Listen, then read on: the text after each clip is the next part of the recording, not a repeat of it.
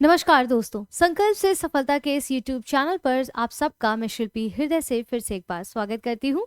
आज हम यहाँ पर अपनी चित्रकला के एक और पड़ाव में आगे आ गए हैं और ये जो चित्र हैं, मैं आपको बता देना चाहती हूँ, ये जो चित्र हैं सिर्फ सजावट नहीं थे, ये धर्म थे, दर्शन थे और समाज की सोच भी थे। बुद्ध की करुणा हो, जैन तपस्या हो या फिर शिव का तांडव हो, हर दीवार कुछ कहती है। और यही कारण है कि यूपीएससी बार बार पूछता है अजंता, बाघ, बादामी, एलोरा और सित्तन विसाल। आज के इस लेक्चर में हम यहाँ पर काफी चीजों को समझेंगे, जैसे कि अजंता की बौद्ध चित्रकला क्यों अद्वितीय है और बाघ और बादामी की शैली में क्या अंतर है, दक्षिण भारत में चित्रकला कैसे विकसित हुई और कैसे ये टॉपिक हमारे यूपीएससी हो या फिर कोई स्टेट एग्जाम हो उसमें प्रीलिम्स और मेंस दोनों में कैसे स्कोरिंग बन सकता है। और आज जो आप ये लेक्चर देख पा रहे होंगे, इससे पहले लेक्चर्स आपने आई होप देखे होंगे, तो अगर आप सिर्फ याद नहीं बल्कि यहाँ पर समझ कर आर्ट एंड कल्चर पढ़ना चाहते हैं तो चलिए रंग में छिपे इतिहास की इस यात्रा की हम शुरुआत करते हैं। आज के इस लेक्चर में हम भारतीय भित्ति एवं गुफा चित्रकला को यहाँ पर हम पढ़ने वाले हैं। चलिए हम पढ़ते हैं। पेन कॉपी निकाल लीजिएगा, साथ में नोट्स बना लीजिएगा और पीडीएफ वगैरह पीपीटी भी आपको उपलब्ध हो जाती है तो उसको भी साथ में देख सकते हैं। भित्ति चित्रकला जिसको म्यूरल पेंटिंग्स कहते हैं और गुफा चित्रकला जिसको केव पेंटिंग्स कहते हैं। भित्ति चित्रकला बेसिकली बड़े बड़े चित्र होते हैं जो सीधे दीवारों पर बनाए जाते हैं, सीधे दीवारों या फिर छतों पर बनाए जाते हैं। भी हम इसका जो है पिक्चर्स के थ्रू समझेंगे। भारत में भित्ति चित्रकला का जो इतिहास है वो ईसा पूर्व दूसरी शताब्दी से लेके 8वीं से 10वीं शताब्दी तक हमें मिलता है। और भारत में भित्ति ये जो दीवारों पर और गुफा चित्रकला के कुछ केंद्र है, जैसे अजंता, बाघ की गुफा, सित्तनवासल, जो अम्मा मलाई है गुफा है, रावण छाया शैलाश्रय है, एलोरा और का जो कैलाश मंदिर है, ये सब उसके बहुत अच्छे उदाहरण हैं। इन चित्रों के अधिकांश जो विषय आप देखेंगे वो धार्मिक है। वो धार्मिक किन धर्मों से जुड़े होंगे वो चित्र? बौद्ध, जैन और हिंदू धर्म से संबंधित है। इन सबको हम आगे आगे स्लाइड्स में पढ़ेंगे, आगे लेक्चर में। जैसे अजंता चित्रकला की अगर मैं बात करूं तो ध्यान रखिएगा कि भारत की सबसे प्राचीन जीवित चित्रकला परंपरा है जिसके साक्ष्य आज भी हमारे समक्ष उपस्थित है। यहाँ की जो चित्रकला है ईसा पूर्व 1ली शताब्दी और 5वीं शताब्दी के बीच की मानी जाती है। और ये विषय जो लगभग अजंता चित्रकला के आप देखेंगे, इसमें जो चित्रकलाएं बनाई गई वो ज्यादातर आप देखेंगे बौद्ध धर्म से जुड़े हैं। तो पीटी में भी पूछा गया अजंता, बाघ और इन सबको दे देते हैं और किस धर्म से जुड़ी चित्रकलाएं यहाँ मिलती है, तो इसका विशेष ध्यान रखना है। ठीक है, चित्र मुख्यतः जातक कथाओं पर आधारित हैं जो कि बुद्ध के पूर्व जन्म की कहानियों को जातक कथाएं कहते हैं, उनसे संबंधित वहां पर चित्रों को उकेरा गया है। कुछ उदाहरण दिए गए हैं, very important for PT specially. ठीक है, पीटी में इंपॉर्टेंट जैसे गुफा संख्या 9 और 10 आप देखेंगे अजंता की, उसमें सबसे प्राचीन चित्र मिलते हैं, जिसमें से गुफा 10 में क्या है, एक दृश्य जो है सुरक्षित है और पद्मपाणि बोधिसत्व गुफा 1 में आपको ये मिलता है चित्र, जिसमें 6ठी शताब्दी का उत्कृष्ट कृति हाथ में कमल धारण किए हुए यहाँ पर दिखाई देती है आपको। कुछ इस प्रकार से आप देख सकते हैं। ये किस गुफा संख्या में याद रखना है क्योंकि पीटी में यहाँ से प्रश्न पूछ लेते हैं। ठीक है, गुफा संख्या 17 जो अजंता की है, बुद्ध का यशोधरा और राहुल से जो मिलन है उसको वहां पर प्रदर्शित किया गया चित्र के माध्यम से। माया देवी बुद्ध की माता का सुंदर चित्रण दिखाया गया है। कुछ ब्राह्मणीय आकृतियां भी जैसे इंद्र और अप्सराएं भी दिखाई गई। हालांकि बुद्ध जैन जो है धर्म से संबंधित है, लेकिन फिर भी इनके भी कुछ चित्र हमें देखने को मिले हैं। छत पर बने गुलाबी हाथी जैसे सजावटी चित्र भी हमें अजंता की गुफा में मिले हैं। कुछ गुफा संख्या है, उनका नाम याद रखना है, स्पेसिफिकली वहां पर क्या क्या चित्र मिले हैं, ये चीजें हमें थोड़ी सी याद रखने योग्य है। इसके बाद बाघ और बादामी गुफा चित्रकला जो है, ये बाघ की चित्रकला शैली में अजंता के समान ही देखने को मिलती है। यहाँ पर आकृतियां ज्यादा सशक्त और बहुत ही मानवीय दिखाई गई हैं, रेखाएं मोटी दिखाई गई हैं, आकृतियां बहुत ज्यादा ठोस दिखाई गई हैं। बादामी केव्स की अगर बात करें तो भारत की सबसे प्राचीन ब्राह्मणी चित्रकला यहीं से मिलती है। और किस गुफा संख्या में? गुफा संख्या 3, किसमें? बाघ की गुफा संख्या 3 जो 6वीं शताब्दी में हमें देखने को मिलती है, उस समय की है ये।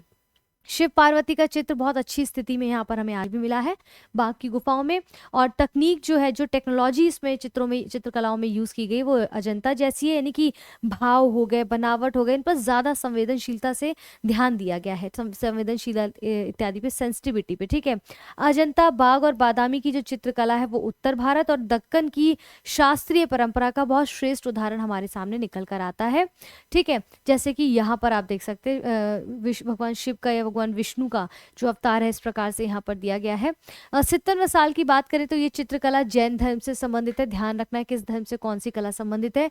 टेक्नोलॉजी जो तकनीक इस्तेमाल की है वो अजंता जैसी ही है, क्योंकि समय आगे बढ़ेगा तो पीछे की जो कलाएं हैं उनको साथ में लेके ही आगे बढ़ेगा। ठीक है, हल्की लाल पृष्ठभूमि पर गहरे रंग की रेखा यहाँ की विशेषता 70वें साल में आपको देखने को मिलती है।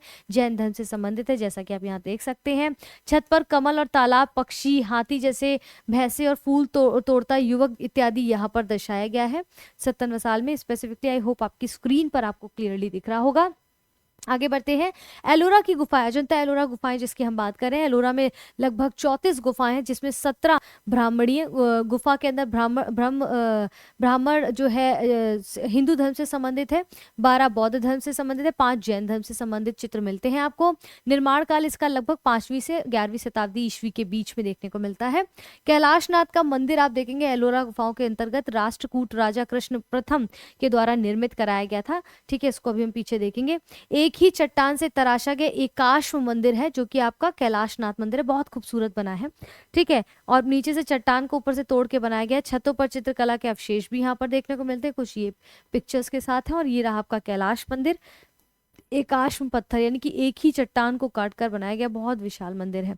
अन्य गुफाओं में इसके अंदर देखेंगे तो गुफा संख्या 10 इसके अंदर है जो विश्वकर्मा गुफा बुद्ध व्याख्यान मुद्रा में है। ठीक है, इसके बाद ये रावण की खाई यहाँ पर दी गई है आपको। और गुफा नंबर 14 में गुफा नंबर 15 जो दशावतार मंदिर है ये दिया गया है। गुफा 32 से 33 में इंद्र सभा और जगन्नाथ सभा जैन यहाँ पर कुछ पिक्चर्स आपको दिखाई दे रहे हैं, वो इसके अंतर्गत दिया गया है। गुफा संख्या कौन है, कौन सी गुफा के अंतर्गत कौन से धर्म की पिक्चर्स को घेरा गया है, पूछा गया प्रश्न है। पीटी में भी, प्रीलिम्स में, चाहे यूपीएससी हो चाहे पीसीएस में पूछा गया है। ठीक है, अब अजंता एलोरा गुफाओं की अगर तुलनात्मक विशेषता पूछे तो देखेंगे कि काफी बार पूछा गया प्रश्न है, जैसे डायमेंशंस देखने हैं इनके। ठीक है, इसके बाद अजंता गुफाएं में क्या डायमेंशंस है, एलोरा गुफाएं की क्या डायमेंशंस है, अलग अलग तरीके से यहाँ पर दिया गया है। जैसे स्थान लोकेशन देखें, अजंता गुफा का तो महाराष्ट्र के औरंगाबाद जिले के पास है, वहीं एलोरा गुफाओं का अगर स्थान देखें तो महाराष्ट्र के औरंगाबाद जिले के उत्तर पश्चिम में स्थित है। ठीक है, समयावधि टाइमलाइन अगर अजंता गुफाओं का देखें तो 2री शताब्दी ईसा पूर्व से 6ठी शताब्दी ईस्वी के बीच में ये इनको बनाया गया। वहीं एलोरा गुफाओं में 6ठी शताब्दी ईस्वी से 10वीं शताब्दी ईस्वी के बीच में निर्मित किया गया। इसके बाद आते हैं गुफाओं की संख्या। नंबर ऑफ केव्स अजंता में कितनी है, लगभग 30 है, जिनमें से एक अधूरी है, इसलिए कभी कभी 29 मानी जाती है। और 4 चैत्य और शेष विहार है। चैत्य और विहार मैंने बहुत स्टार्टिंग में पढ़ाया था, जहाँ पर पूजा स्थल भी और विश्राम स्थल भी है, जहाँ पर बौद्धों के द्वारा जो है बनाया गया विहार, जहाँ पर रहने योग्य जो है स्थान बनाया गया था। ठीक है, इसके बाद एलोरा गुफाएं देखें तो लगभग 100 गुफाएं हैं, जिनमें से 34 जनता के लिए खुली हुई है। हिंदू धर्म को समर्पित गुफाएं ज्यादा हैं इस समय पे। उसके बाद बौद्ध गुफाएं हैं, इसमें गुफा संख्या 10, एकमात्र ऐसा चैत्य है, शेष सभी बिहार है। तो मुझे प्लीज कमेंट में बताइए चैत्य और बिहार में क्या अंतर होता है। जिसने शुरुआत से इन लेक्चर्स को देखा है वो बेहतर समझ गया होगा। इसके बाद धर्म किन के कौन सी गुफा किस धर्म को प्रिडिक्ट करती है, जैसे पूर्णतः ये बौद्ध धर्म को करती है अजंता गुफा। ठीक है, इसमें हिंदू धर्म, बौद्ध धर्म और जैन धर्म तीनों से संबंधित है। इसके बाद संरक्षण या संरक्षक इनके पैट्रोनेज कौन थे, जैसे अजंता गुफाओं के संरक्षक कौन थे, सातवाहन, वाकटक और चालुक्य थे। वहीं एलोरा गुफाओं के जो संरक्षक थे वो थे राष्ट्रकूट, कलचुरी, चालुक्य और यादव थे। वेरी वेरी इंपॉर्टेंट चार्ट, चाहे तो स्क्रीनशॉट ले लीजिए, इसकी आवश्यकता नहीं है, आपको पीपीटी या पीडीएफ उपलब्ध हो जाता है। ठीक है, इसके बाद आगे बढ़ेंगे। निर्माण की जो कालक्रमिक अवस्था है, कंस्ट्रक्शन क्रोनोलॉजी जो है वो 2री पहली शताब्दी ईसा पूर्व में बनवाया गया था। ठीक है, इसमें हीनयान चरण के दौरान 6वीं 5वीं शताब्दी ईस्वी महायान चरण के दौरान में इस प्रकार। हाँ ठीक है, निर्माण काल जो इसका है। इसके बाद एलोरा का 550 से 600 ईस्वी हिंदू चरण में, 600 से 730 बौद्ध चरण लाया गया था, और 730 से 950 ईस्वी हिंदू और जैन चरण लाया गया था। ठीक है, इसके बाद मुख्य आकर्षण, मेजर अट्रैक्शन क्या है, जैसे अजंता में इसकी चित्रकला, इसका आर्किटेक्चर, इसकी मूर्तियाँ। एलोरा में हम चलेंगे तो स्थापत्य कला, मूर्तियाँ, विशेष रूप से कैलाश मंदिर जो कि एलोरा जो है गुफाओं में हमने देखा, बहुत एकाश पत्थर पे बना हुआ मंदिर है। ठीक है, इसके बाद हम आगे आते हैं दक्षिण भारत में। उसी समय पर दक्षिण भारत में आप देखेंगे भित्ति जो दीवारों पे चित्रकला, उनका विकास कैसे हो रहा था। जैसे कि पल्लव और चोल काल में अगर आप देखेंगे तो पल्लव राजा महेंद्र वर्मन प्रथम कला के बहुत बड़े प्रेमी थे, संरक्षक कहते हैं। कांचीपुरम और पन्नलय में चित्रों के अवशेष देखे गए हैं, जैसे यहाँ पर आप देख सकते हैं। और आकृतियां बहुत लंबी, मुख गोल और आभूषण ज्यादा हमें इस दौरान दिखने को मिलता है, यहाँ पर आप देख सकते हैं। इसके बाद पांड्य काल में जो है तिरुमलैपुरम और सित्तनवसाल के उदाहरण देखने को मिलते हैं। लाल पीली रंग की योजना, लयबद्ध नृत्य मुद्राएं हमें यहाँ देखने को मिलती है। ठीक है, इसके बाद चोल काल में जब चलते हैं तो बृहदेश्वर टेम्पल आप देखें यहाँ पर है आपका। ठीक है, बृहदेश्वर टेम्पल यहाँ पर आप देख पा रहे होंगे। बृहदेश्वर टेम्पल में, बृहदेश्वर मंदिर में शिव से जुड़ी काफी कथाएं हैं, जैसे नटराज है, ठीक है, त्रिपुरांतक है, कैलाश में शिव हैं, राजा राजराज चोल का चित्र भी यहाँ पर देखने को मिले हैं। ठीक है, राजा राजराज चोल के भी चित्र देखने को मिले हैं। विजयनगर चित्रकला में विरूपाक्ष टेम्पल वेरी फेमस, आप सर्च करेगा विरूपाक्ष टेम्पल। ठीक है, 14वीं से 16वीं शताब्दी के दौरान हमें यहाँ पर सारी चित्रकलाएं और विजयनगर के जो चित्रकलाएं हैं देखने को मिलती हैं। रामायण, महाभारत और राजवंशीय इतिहास भी हमें इस दौरान पे चित्रों के माध्यम से देखने को मिला है।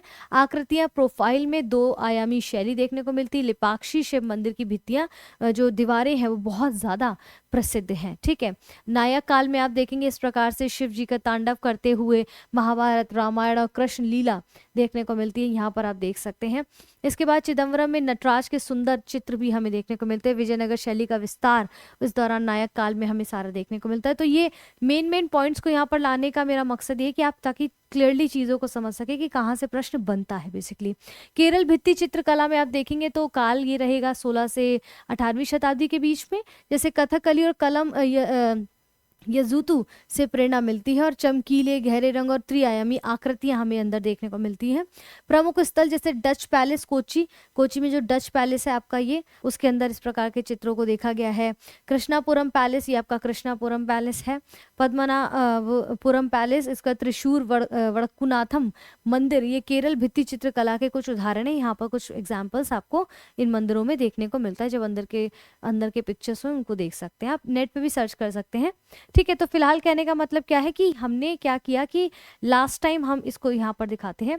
लास्ट टाइम आपको याद होगा कि हमने यहाँ पर कि चित्रकला की शुरुआत कहाँ से हुई इसको भी पढ़ा है। ठीक है, तो इसको हम पढ़ चुके हैं, इसमें हमने बहुत डिटेलिंग में सारी चीज़ों को समझा था।